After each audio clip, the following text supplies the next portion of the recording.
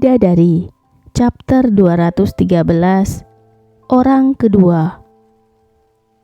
Lah, dari tadi aku ngoceh gak digubris, dia malah bahas rekonstruksi. Aku gak mau, Pak. Kamu tuh propertiku, jadi sesuai dengan pekerjaanku sebagai seorang desain interior. Kalau aku punya properti tidak menarik, maka aku akan membuat properti itu menarik supaya ada harga jualnya. Sebuah jawaban yang membuat Aida mencebik, dan saat itu juga dia bicara. Bapak mau jual saya kemana?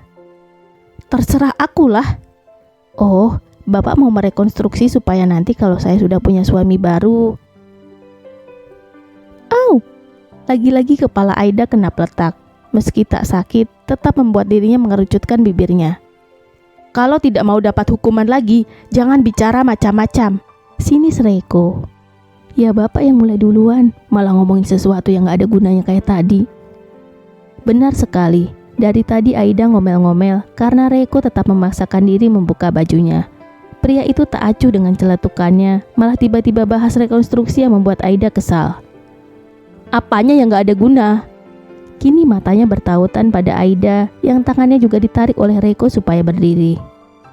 Itu bukan hanya untuk memperindah bentuk tubuhmu lagi kembali menjadi seperti semula, tapi itu juga bisa bikin kamu jadi lebih seimbang, confidence-mu bertambah.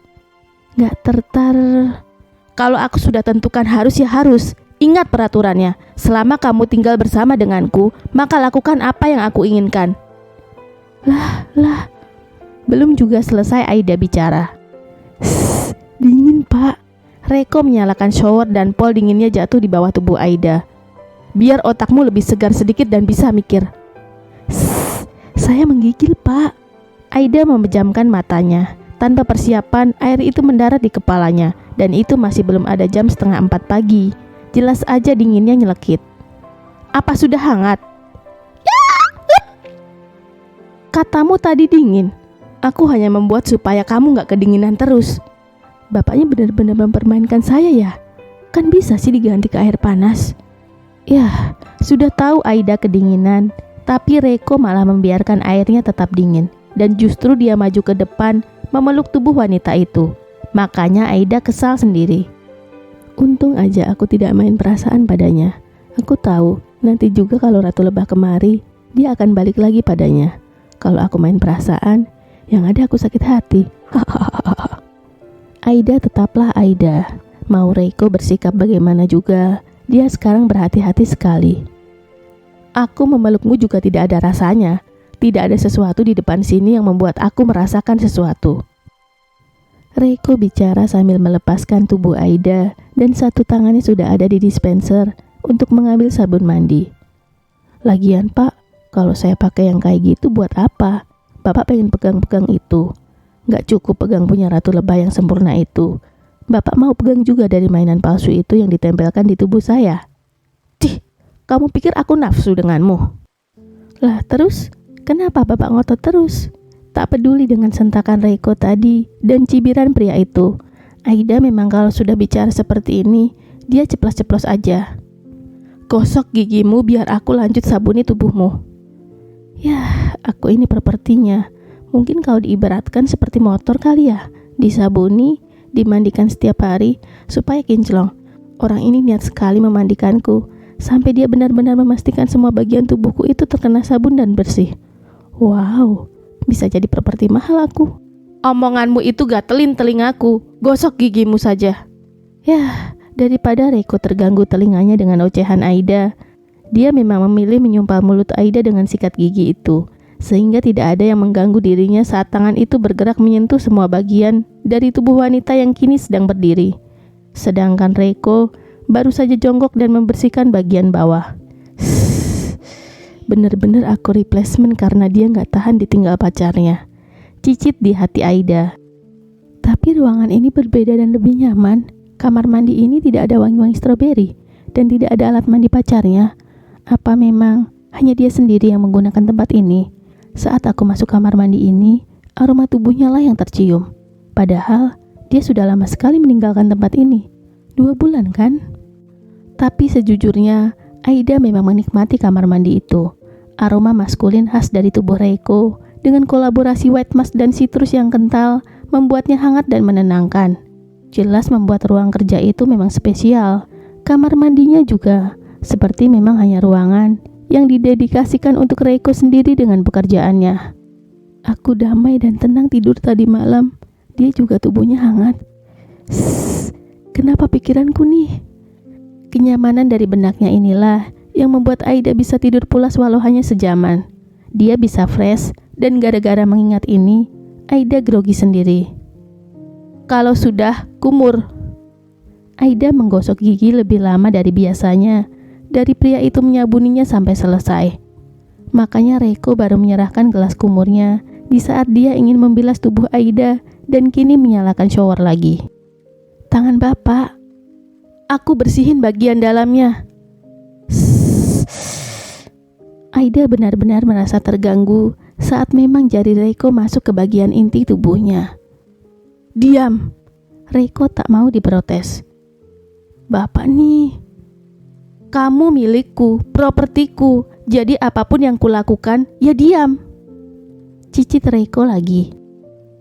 Aku cuma memastikan tak ada yang tertinggal dan kamu bersih. Kamu kan lagi head. Ampun, kenapa dengan tubuhku? Seperti bergelinjang saat dia memasukkan jarinya ke sana. Biarkan dulu di bawah air begitu supaya tubuhmu terbilas bersih dan tidak ada bekas-bekas sabun tertinggal. Tapi untung saja Reiko bicara, sehingga Aida terdistraksi dan tidak memikirkan berlebihan apa yang ada dalam benaknya. Nah, terus Bapak ngambil sabun lagi itu untuk apa? Aida mencoba tak fokus dengan pikirannya. Buat akulah. Memang kamu pikir kamu aja yang mau mandi? Oh, Jangan bicara kalau aku tidak menyuruh bicara. Diam. Reiko menyentak. Sampai aku menyuruhmu melakukan sesuatu, maka lakukan. Dan kalau aku menyuruhmu untuk bicara, baru bicara. Heis, dia benar-benar menjadikanku seperti barang gitu. Tak boleh berkomentar. Dan aku ngapain di sini? Liatin dia bilas mandi.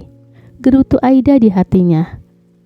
Reiko tak sama sekali minta tolong pada Aida untuk menyabuninya. Dia melakukan yang sama seperti yang dilakukannya pada Aida dan sangat teliti pada tubuhnya sendiri. Tentu saja dengan sangat santainya, seakan-akan di kamar mandi itu tidak ada mata lain yang menyaksikannya. Kamu sudah bersih, jangan berdiri di sana, nanti kena air sabun dariku lagi. Cepat keringkan dengan handuk itu dulu. Aida langsung melakukan apa yang diperintahkan Reiko. Dia tak bicara, dan di kamar mandi itu handuknya bukan bathrobe. Hanya handuk segi 4 biasa, namun size-nya lebar. Apa-apaan aku ini? Mandi berdua dengannya. Aku sudah melihat tubuhnya, dan dia melihat tubuhku. Lalu hubunganku ini hubungan yang bagaimana sih? Kok aku jadi bingung ya? Aida tidak memperhatikan Reiko yang sedang mandi. Tapi dia bertanya sendiri pada dirinya sambil menatap ke arah cermin. Daripada kamu diam seperti itu, mending kamu pakai hair dryer di sana. Keringkan rambutmu. Sudah bisa belum? Reiko memperhatikan Aida yang hanya menatap cermin dalam diam. Gadis itu tak bicara. Dia melakukan apa yang diperintahkan Reiko. Aida sudah bisa menggunakan hair dryer sesuai dengan petunjuk Reiko. Tak langsung terkena pada rambutnya, tapi dialasi handuk dulu. Kenapa kamu diam aja?